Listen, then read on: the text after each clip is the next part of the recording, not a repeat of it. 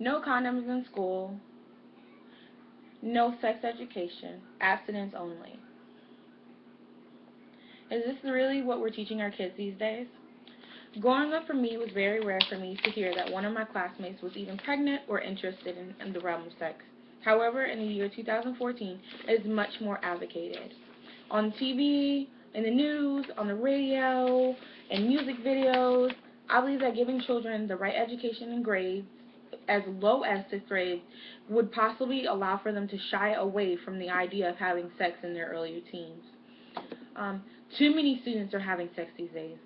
As a result, more are becoming young parents, as we've seen in the picture I just showed. Students have sex can also lead to STDs.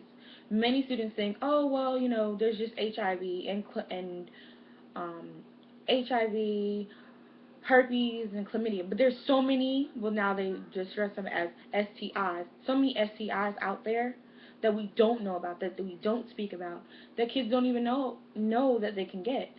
How many people really talk about chlamydia, gonorrhea, those type of things? Um, Not having sex education would also lessen teen pregnancies. For example, Teen Mom has been out for the last 5 years.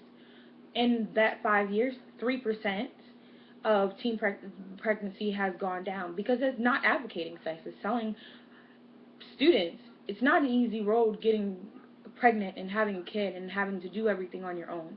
Me being an adult and being married, and I have my first child, and I can tell you it's not easy. So especially as a teen mom, I would not want to go through something like that. Um, and I feel like if these kids were more educated, maybe they wouldn't have gone down the trail that they went down. And just because our parents went through it doesn't mean that we have to go through it as well.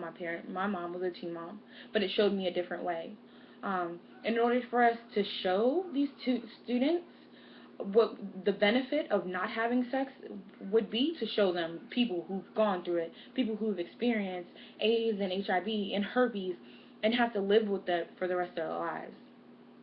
There are also parents who don't approve of having sexual education in classes.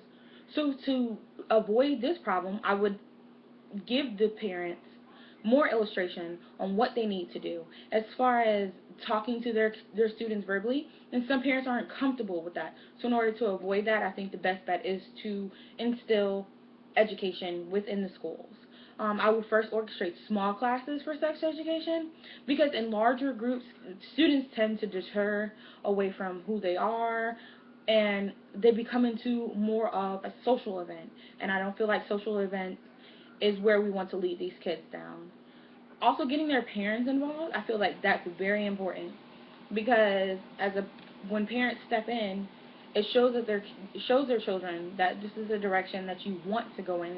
This is a solution to a problem that is happening around us. And parents always being involved is always going to be important. The next thing I would do, I would evaluate the situation. Uh, Make it a larger group. Make it into larger schools. Maybe in a small county.